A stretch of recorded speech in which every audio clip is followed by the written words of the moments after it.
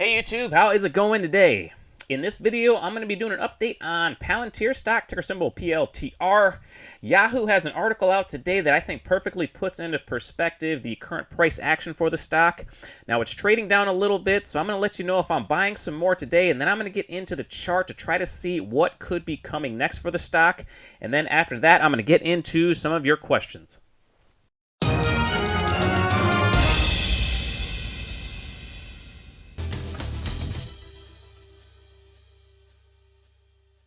Now, if you're new to my channel, I've been trading and investing for over 20 years, and in every video, I'll show you some of the potential trades and investments that I see setting up. So if that's something that interests you, please consider subscribing to the channel so you don't miss any future trading or investing ideas.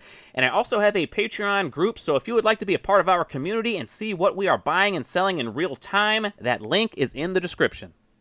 All right, so in this article that's out today, it says that Palantir Technologies is one of 223 individual stocks in the business services sector. Collectively, these companies sit at number 8 in the ZAX sector rank. The ZAX sector rank gauges the strength of 16 individual sector groups by measuring the average ZAX rank of the individual stocks within the group, so Palantir sits smack dab right in the middle. The ZAX rank is a proven model that highlights a variety of stocks with the right characteristics to outperform the market over the next 1 to 3 months. The system emphasizes earnings estimate revisions and favors companies with improving earnings outlooks. Palantir is currently sporting a ZAX rank of 3, which is only a hold. Now, it also says the ZAX consensus estimate for Palantir's full-year earnings has moved 29.63% higher within the past quarter. Now, this is a sign of improving analyst sentiment and a positive earnings outlook trend. Based on the latest available data, Palantir has gained about 5.3% so far this year, and in comparison, the business services companies have returned an average of 1.5%. This means that Palantir Technologies is performing better than its sector in terms of year-to-date returns.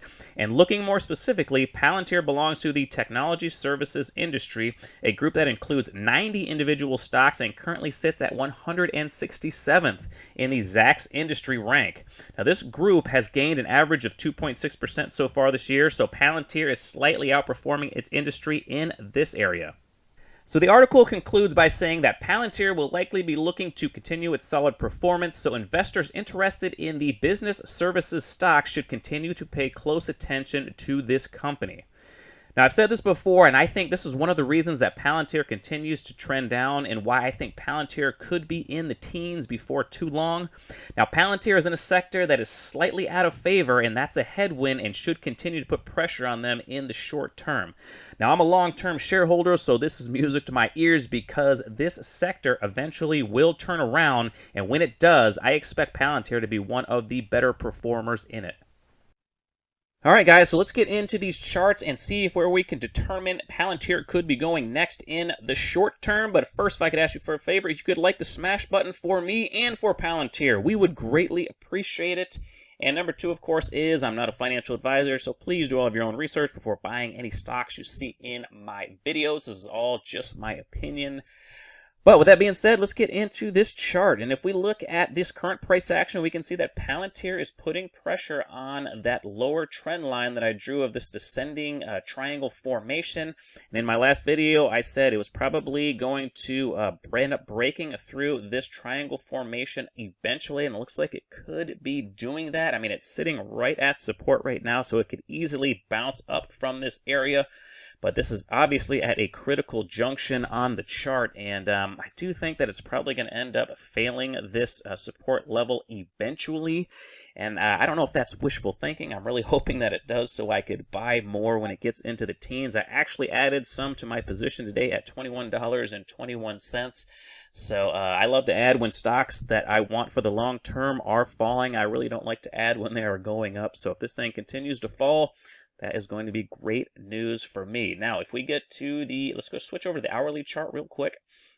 And we can see this triangle formation a little bit clearer. And you can see that the highs have been getting lower, but the support area has been holding. But usually when this kind of pattern does start to play out, eventually the support area does get taken out. Now, it's anybody's guess how far down this stock is going to go if it does break that support level. So my plan is just to be buying a little bit as it goes down, if it does break down through this support level, because I don't want to try to just, time the absolute bottom and just gamble on trying to hit the bottom. I want to accumulate some on the way down. I added this to my M1 finance account as well, so I'll be adding to that. I'll probably be buying Palantir stock every week in that account as well. So I do plan on loading up on Palantir, and it looks like it is starting to eventually break down. Now, if I zoom in a little bit, actually, let's go to the 15-minute chart.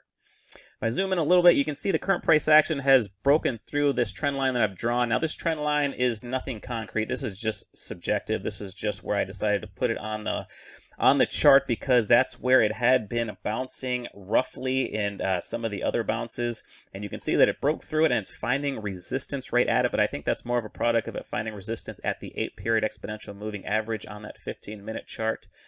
Now, what we have right now going on is a weak counter trend against this steep downtrend. This steep downtrend kind of came with some pretty good volume behind it. So normally when you see a steep move down with accompanied by some pretty good volume, and you start to get that weak counter trend, eventually it tends to go back in the area that it started with that big volume. So that's another reason why I think Palantir probably has some more downward pressure coming on it in the next couple of days.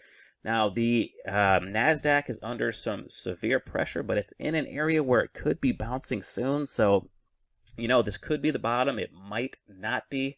But let's jump over to the weekly chart real quick. And if we jump to the weekly chart and zoom in a little bit, you can see that that triangle formation is pretty well defined. And you can see the highs are definitely getting lower. So I think this is just another time frame that confirms that we're probably going to get lower prices in the near term. But I plan on being in this stock for at least 5 years, if not 10 or more. So I definitely can see this stock being, well over $50, maybe even over $100 in the next 4 or 5 years, because, man, they are still growing so strong. So I plan on taking this opportunity to add in the teens. If you're a long-term believer in Palantir, I hope you don't get scared at these levels. I hope that you, consider adding at these levels as well, because I just can't see the stock being this low in the next 5 years. All right, so I got a question from Hugo, and he was asking about Hertz Global Holdings. He was saying he thought this company was supposed to be going bankrupt, so he was wondering why the stock was going up. He was asking if this move was bullshit or not.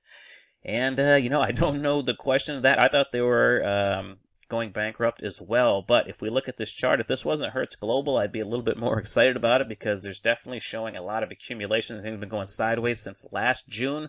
It's had some decent pops up that were sold into immediately, and it had another big sell-off just a couple of months ago that made a new recent low that was bought up immediately. So usually when I see patterns like this in lower price stocks, usually think that there's probably going to be more room to the upside once they do break out, and that's exactly what's going on with Hertz Global. I'm kind of surprised that it's breaking out above this old resistance right around 275, but it is breaking out and it is holding it. So if I had to guess, I would say this move probably does have some legs, at least in the short term. I don't think I'd be buying this one for the long term, but it's definitely worth a look for a swing trade. And, let's go in a little bit closer. Let's take a look at the hourly chart, back it out a little bit. And you can see that huge move down from early March that was bought up on some pretty decent volume, and the thing has been trending up ever since. And now we are in that trend acceleration phase, because if we zoom in a little bit closer, we can see it broke above that resistance, came down, touched that support level, and jumped right back above those moving averages and has been riding it up ever since. And if you zoom in a little bit closer, it definitely looks like it is holding that 8-period exponential moving average on that hourly chart. So, I mean, this looks like it could be going higher in the near term. I mean, it's a very nice looking chart pattern. What I would be waiting for, if you're not in this stock and you're thinking about trading it, I'd be waiting for a break of this flag right here. But I think a break is probably imminent, because it is holding near the top of the previous candle, and that, of course, is a very bullish sign for a continuation move up. So, I don't know, HTZGQ Hertz. I think this one is setting up for a pretty decent swing trade. I'm going to put this on my watch list, and I don't know if you're in this or not, Hugo, but I mean, that's how I would play it. If you're still in it, you know, I would probably just wait to see if this thing breaks out, and if it breaks below this support area right around $2, that would probably be my signal to get out of it. But definitely a nice looking pattern in the short term, and I don't know, I might have to buy this one tomorrow. So thanks for bringing this one to my attention, Hugo. I know I had at least one other question, and I couldn't seem to find it. I was looking down through the messages because I forgot to write it down. But if you did ask me a question, please just ask me again, and I'll get to it as soon as I can. All right, guys, well, that's all I have for this video, so I'm going to end it right there. But if you have any questions about any of these stocks, or if you have any other stocks you want me to take a look at, please leave them down there in the comment section. I will get to them as soon as I can. If you enjoyed the video, please hit the like button for the YouTube algorithm and subscribe to the channel if you haven't already. Thank you so much for watching my video all the way to the end, guys, and until next time, take care.